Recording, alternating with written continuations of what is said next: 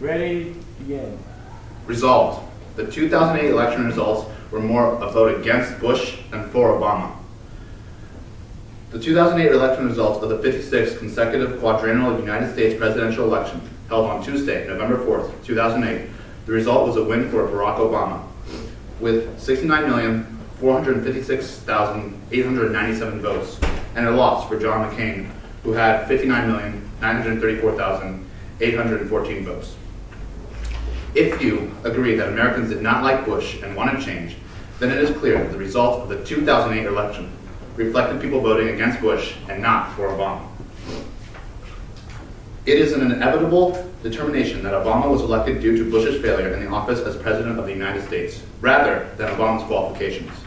It is also, for the most part, true that Republicans believe in a few solid traditional values, and every presidency of a Republican has had similar plans put together. This creates an idea that one Republican leader is as good as the next. For the most part, their ideals are the same. So therefore, if people vote for a Republican candidate at a time like this, then all they're asking for is 4 more years of the same mistakes they just had. So instead, what people did was they looked in a different direction in order to break free from a repetition of the past. It is quite simple really, but to continue, before we even begin to look at what Bush has done as a president and how his errors led to an inevitable Democratic win in 2008, let's take a quick glance at President Clinton's presidency, the last Democratic reign in America. This was a time of economic stimulation and squandering debt President Clinton had worked hard to squash. He set up many programs like NAFTA that helped lots of loads of money enter the United States. So when people look back at his administration, they see how the country prospered and how life was generally better.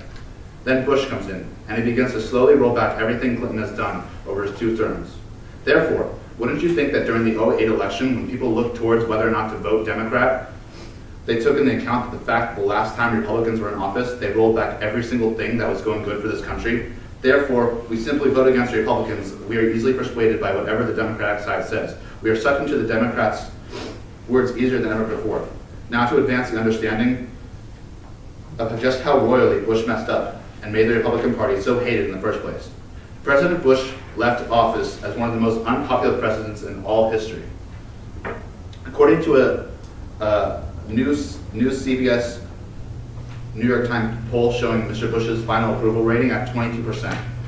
73% of this country say that the way President Bush handled his job was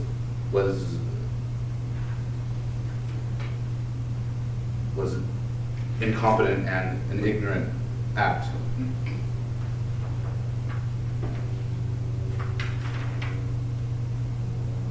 President Bush's final approval rating is the lowest final rating for an outgoing president since Gallup began asking about presidential approval more than 7 years ago. The rating is far below the final ratings of recent 2-term presidents Bill Clinton and Ronald Reagan, who both ended their terms with a 68% approval rating. According to NBC News polling, however, if that was not a phenomenon in itself, President Bush also had the record of the highest approval rating, meaning he plummeted from what NBC polls as a 92% approval rating all the way down to a staggering 22%. Now, doesn't it make sense that based on Bush's approval rating alone and how badly he plummeted, that people would not only want change of a party in the White House, but in fact need that change, as if they are fleshy blooming flowers and this change is their first sign of sunlight. Any sunlight will suffice, but as long as it's different from apocalyptic darkness, it is better. Therefore, when it is time for a new election, a new ray of sunshine, people flock to it with their minds flooded with the idea that sunlight is the best thing ever, and no matter what, and nothing could change their minds. They noticed Obama's ideas and his plans, but however, they found it easier to swallow. They found it smooth with the Republicans' ideas already bad record. They found it riveting compared to McCain's policies and such. All the people of America knew was that no matter what, the Democrat side is the best to the Republicans' landslide of misery. If we look at some of Bush's decisions, we notice that the way he acted was a direct reflection between the outcome of the 2008 election. First of all, we have the war in the Middle East. The war started out fine. It started in Afghanistan. According to Alter.net, we had perfectly good positions over the Taliban and Osama bin Laden.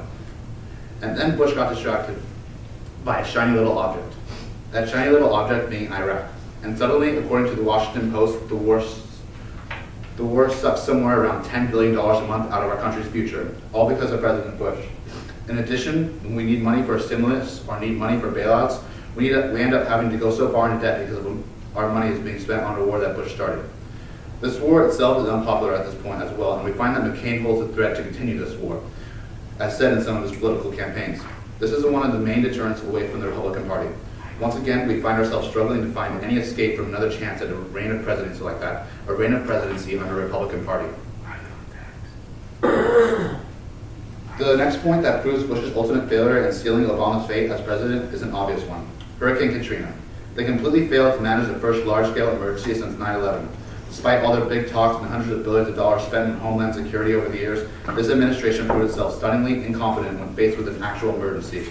This once again is thanks to our dearest ex-President Bush.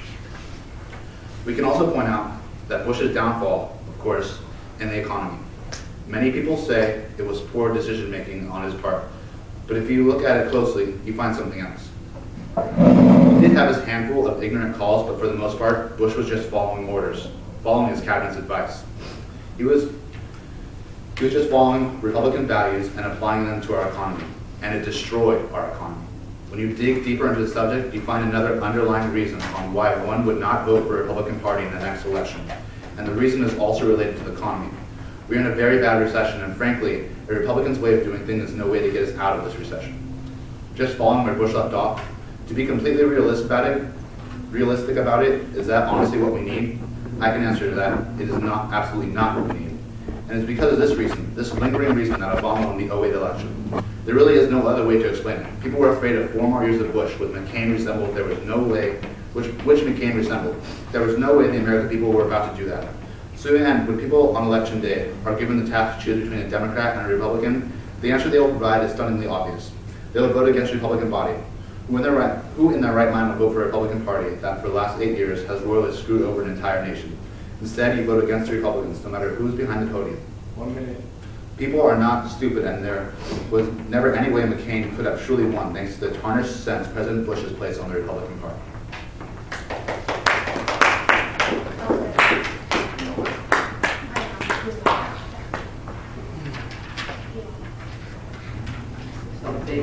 Josh.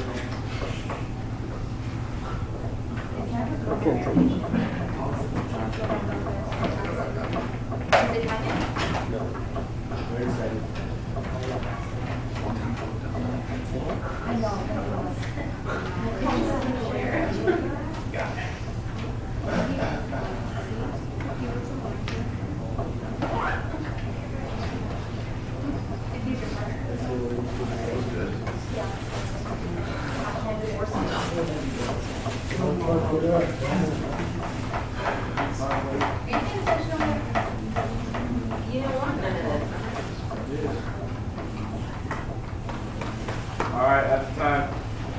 Now we'll have the 3-minute cross-examination from the negative side on the affirmative side. Ready? Begin.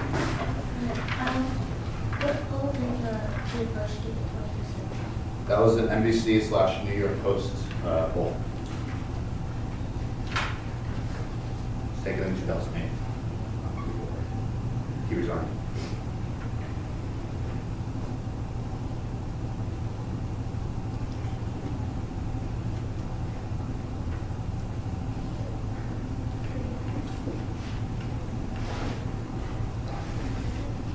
Good.